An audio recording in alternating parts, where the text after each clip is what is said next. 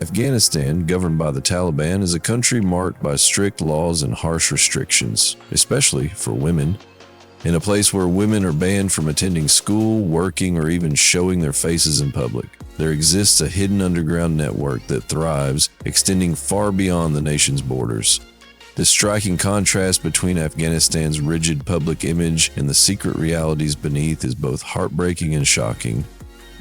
When a society is overwhelmed by severe poverty and relentless oppression, people are often pushed into desperate situations they never imagined. How do you think communities can support those forced to survive under such harsh conditions?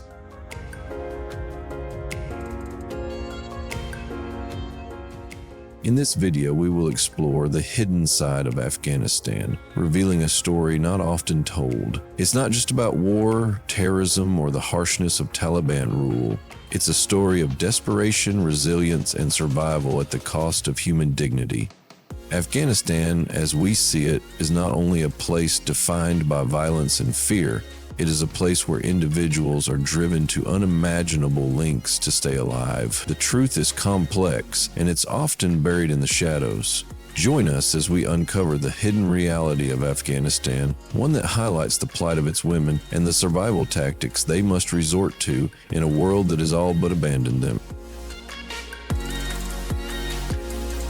Number 1. Introduction to Afghanistan's hidden reality. Afghanistan, under Taliban control, is widely known for its strict laws and harsh restrictions on women's freedoms. Women are not allowed to attend school, work, or even appear in public without fully covering their faces. This rigid social structure paints a picture of control and repression. However, beneath this severe surface lies a hidden world few dare to acknowledge. An underground network involving women who find themselves caught in desperate circumstances. This network doesn't just operate within Afghanistan's borders, it reaches across countries, extending into neighboring nations. This stark contradiction between the outward rigidity of the regime and the realities experienced by many women is both shocking and deeply tragic. When a society is overwhelmed by extreme poverty and unrelenting oppression, individuals are often forced to make unimaginable choices in order to survive. In this video, we'll explore this lesser-known side of Afghanistan, a story not about war or terrorism, but about human resilience, survival, and the heartbreaking sacrifices made in the shadow. How do you think people trapped in such difficult environments manage to hold on to hope?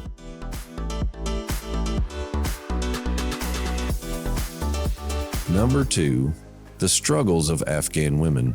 Resilience amid appearance-based judgments. In the hidden networks across Iran and surrounding regions, many Afghan women find themselves in deeply vulnerable situations. Rather than being seen for their abilities, strength, and dreams, they are often reduced to surface-level judgments shaped by social expectations. What could be an expression of personality and confidence becomes, in many cases, a response to difficult survival circumstances. These women, young, capable, and full of promise, are placed in environments where their autonomy is gradually diminished. Due to limited access to education and employment, they are sometimes pushed into roles that do not reflect who they truly are or what they hope to become. This situation reveals the broader reality of how social systems can restrict people when dignity and opportunity are absent. This reality calls for reflection. How can we, as a global community, build safer, more empowering paths for women who are navigating hardship and seeking a better future? Number 3, underground networks, the hidden side of survival. There is an old saying, the tighter the restrictions, the more creative the survival strategies become. In Afghanistan, harsh laws and social pressures have forced many activities into the shadows. Among these is a vast underground network where women seek ways to support themselves and their families. This network doesn't only cater to local demand, it reaches across borders, especially into Iran, where many Afghan women cross clandestinely in search of income. This isn't merely speculation, it's a reality I personally witnessed. In Mashhad, a border city in Iran, I encountered Afghan women who approached me for help, many carrying children, their faces marked by fear and despair. These women's stories are not about luxury or choice. They are stories of survival and sacrifice under the most difficult circumstances. Even in more distant cities like Yazd, Afghan refugees are deeply involved in informal economies where survival often means operating outside legal boundaries. What do you think compels people to risk so much for a chance at survival far from home? Number 4. The refugee crisis and the exodus from Afghanistan. To truly grasp the scale of the challenges faced by Afghan women today, we must first look back at the history of Afghan refugees in Iran. In 1979, when the Soviet Union invaded Afghanistan, millions of Afghans fled violence and instability, seeking safety in neighboring countries. At that same time, Iran was undergoing its own transformation with the Islamic Revolution, which called for solidarity among Muslim nations. In response, Iran opened its doors to millions of Afghan refugees, offering them sanctuary during their time of need. However, what began as an act of refuge turned into a complex, decades-long crisis.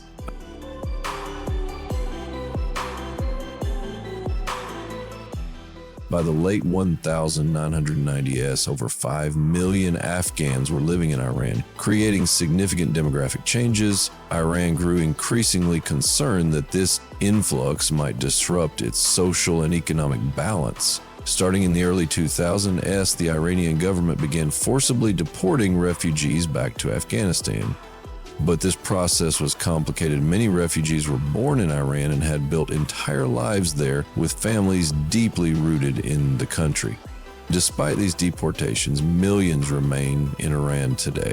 Continuing to live in limbo between two homelands, how do you think countries and refugees can find better long-term solutions to such complex displacement issues?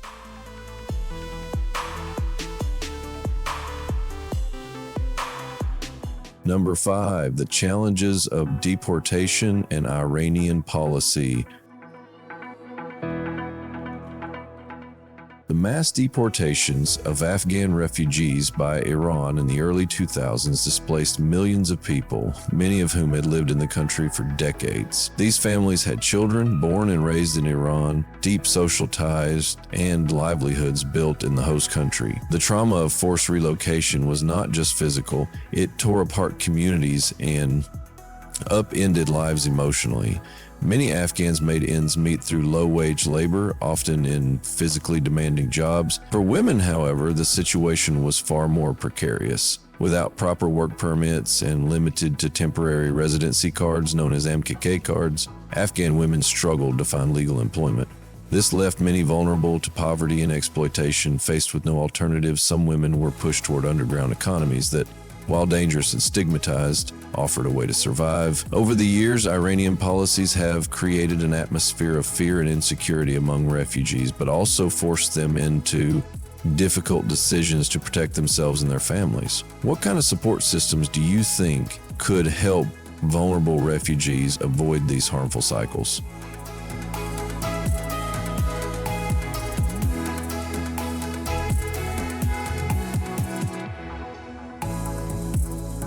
Number 6, the economic strain of sanctions on Iran. Iran's economy has been under tremendous pressure in recent years, especially after the U.S. withdrawal from the nuclear deal in 2018.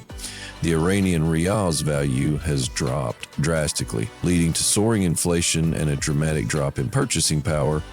What was once a relatively stable currency is now nearly worthless. For many Iranians, monthly incomes have fallen below $150, plunging households into financial hardship. The millions of Afghan refugees living in Iran are especially vulnerable in this climate.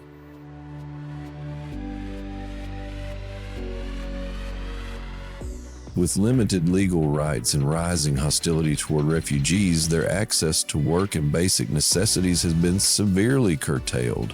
Many Afghan women can only find low-paid jobs such as domestic work, earning as little as $70.00 a month for long hours. For others with few legal opportunities available, the pressures of survival push them into shadow economies that offer little dignity or security. This combination of economic collapse, legal restrictions, and social exclusion has created a devastating situation for Afghan women caught in this precarious existence. How do you think international communities and governments should respond to protect vulnerable populations in such crises? Number 7, temporary marriage, cultural tradition, or legal gray area. In Iran, relationships outside of marriage are strictly prohibited under religious law. However, a legal provision known as temporary marriage or nikah muta allows individuals to enter into short-term marital agreements. While originally intended as a respectful religious tradition, in some cases, this practice has been misused in ways that raise ethical concerns. For many Afghan women, especially those without stable legal status or protection, navigating this legal framework becomes incredibly complex. Without formal recognition or safeguards, some women find themselves in temporary arrangements that offer little long-term security or rights. In such vulnerable situations, the lines between cultural practice and exploitation can blur. This raises a critical question. How can societies uphold the integrity of cultural traditions while also ensuring that they are not misused in ways that harm the most vulnerable?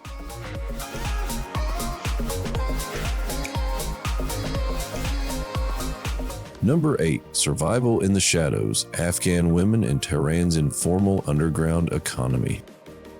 Tehran, Iran's bustling capital, conceals beneath its surface a vast and unregulated economy where survival often depends on navigating shadows. Among those operating in this space are Afghan women, many of them refugees, who face a daily battle to earn enough to live, all while remaining invisible in the eyes of the law. Driven by displacement, poverty, and a lack of legal rights, these women find themselves with few choices. Many are very young with limited education and often have no family support or legal documentation. With few formal job opportunities available, they are drawn into informal work networks that exist beyond government regulation. These networks cater to a wide range of people, from ordinary workers to wealthier individuals seeking discreet services.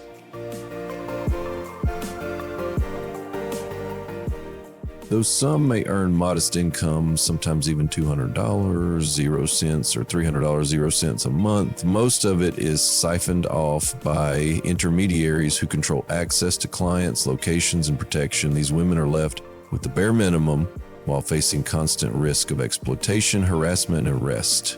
They live with no medical benefits, no legal protection, and almost no path to escape their circumstances.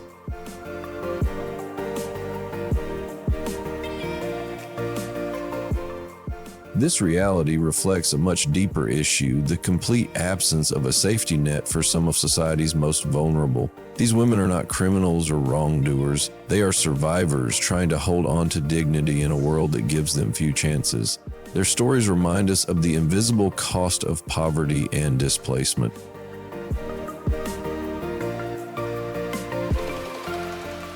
What can be done to ensure that people, especially women forced into informal economies, have access to basic rights, fair compensation, and protection from abuse? Number 9, behind the curtain, profit, power, and the silent exploitation of Afghan women. In the heart of Tehran's hidden informal economy lies a harsh truth. It is not the workers who benefit the most, but those who control the system from behind the scenes. These brokers, sometimes called fixers or middlemen, manage everything from logistics and client access to protection and payments. Their control extends so deeply that the women involved often have little to no say in their own working conditions. While some clients may pay substantial sums, The women at the center of these transactions often receive only a fraction of what they've earned. In extreme cases, up to 90% of the money goes to intermediaries, leaving the women with barely enough to survive. And because their work is informal and unprotected, they have no legal recourse if they are underpaid, mistreated, or threatened. More disturbing still is the allegation that some of these operations are protected or ignored by people in positions of power, either out of corruption or indifference. This silence enables a system in which vulnerable individuals are used, discarded, and forgotten.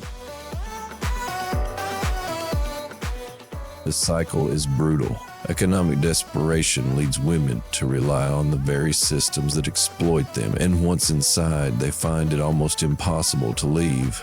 Many live in fear, not just of law enforcement or society's judgment, but of retaliation from the very people who claim to offer them protection.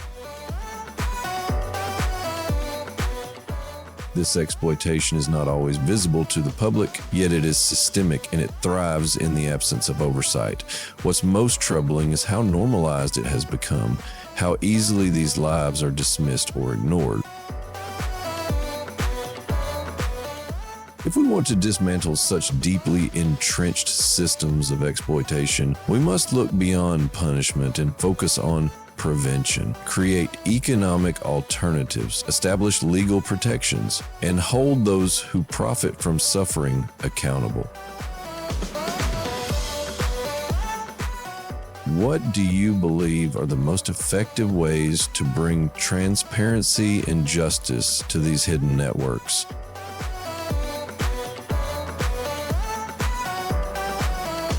Number 10.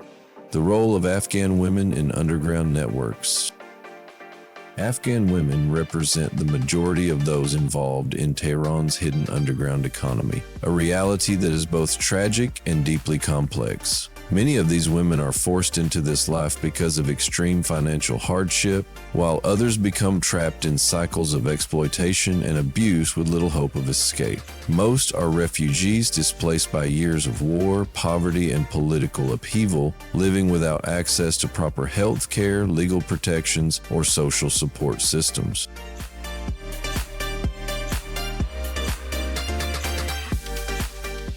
These women often face brutal conditions and are viewed by society not as individuals, but as commodities to be controlled and discarded. Even when they earn substantial amounts compared to local standards, the vast majority of their income is taken by brokers and those who manage these networks. Constant fear of violence from clients and controllers alike shadows their daily existence. Yet, despite the dangers, many feel they have no other choice to survive. Their stories highlight the human cost of conflict and displacement in ways that are often ignored. How do you think communities can better support and protect women trapped in such vulnerable circumstances? Number 11. The health toll. The HIV crisis among Afghan women. One of the most alarming consequences of this hidden economy is the health crisis faced by Afghan women involved in these underground networks. Experts estimate that the rate of HIV infection among these women is nearly 80 times higher than the national average in Iran. This alarming disparity reflects the extreme vulnerability of these women, who often lack access to medical care and protective resources.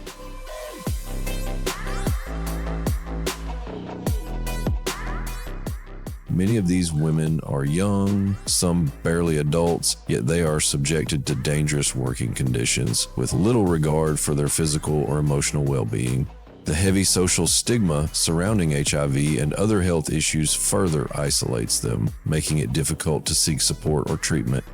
The impact of this crisis goes beyond the individual, affecting families and communities back in Afghanistan as well. This ongoing health emergency underscores the urgent need for comprehensive care and outreach programs. What kinds of healthcare support and education do you think would make the biggest difference for vulnerable populations like these?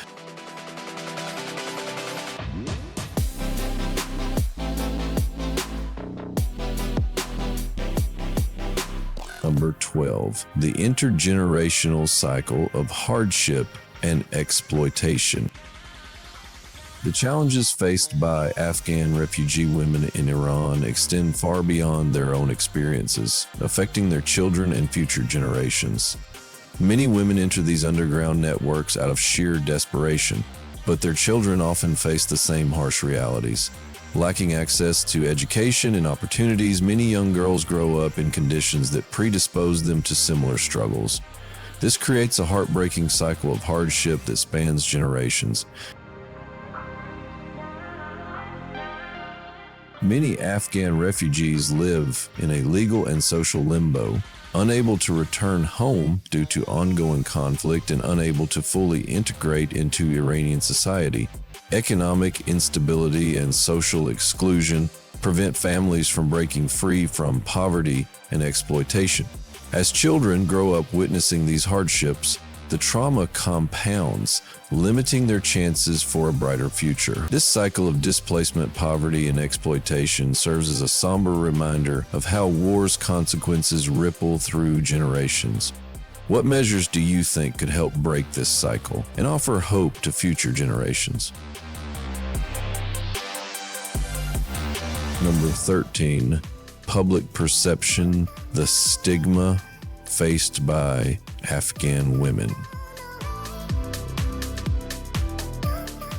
In Iran, Afghan women involved in underground survival activities often face harsh social stigma that compounds their suffering. The term Afghan woman has sadly become a label used to shame and degrade, turning into a mark of disgrace rather than a call for empathy. Many of these women, forced into difficult circumstances by war, poverty, and displacement, are judged not for their situation but harshly for the choices they have had to make to survive.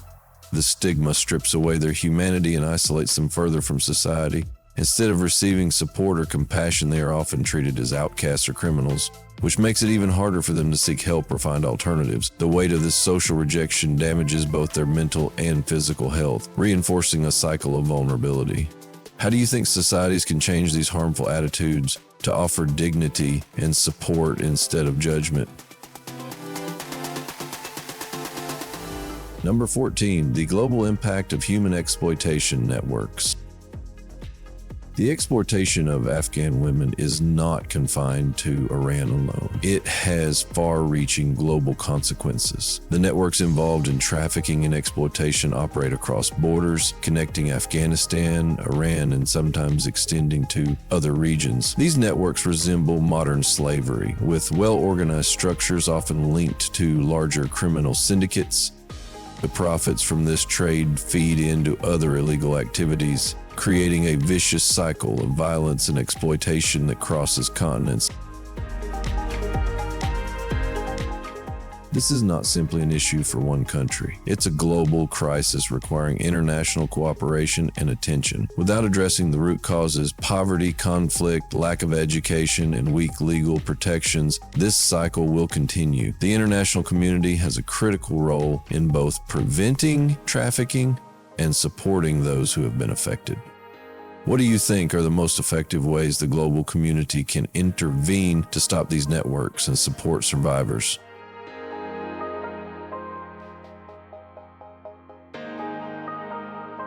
Number 15, the fight for dignity and human rights. At the core of this heartbreaking situation is a fundamental struggle for dignity and human rights. Afghan women caught in these exploitative systems are more than victims of war and displacement. They are individuals whose basic rights have been denied by a system that has repeatedly failed them. From the restrictive and oppressive rule of the Taliban to the exploitation they endure abroad, these women have had their voices silenced and their humanity overlooked. Yet, their resilience remains powerful. Despite unimaginable hardships, they continue to fight for survival and dignity every day. It is imperative for the international community to recognize its responsibility to support these women, push for systemic change, and provide the resources needed to break the cycles of poverty, displacement, and violence. Only by acknowledging their suffering and acting with compassion can we hope to build a future where these women live with the respect and freedom they deserve. What steps do you think the world should take to ensure human dignity and rights for vulnerable populations like these?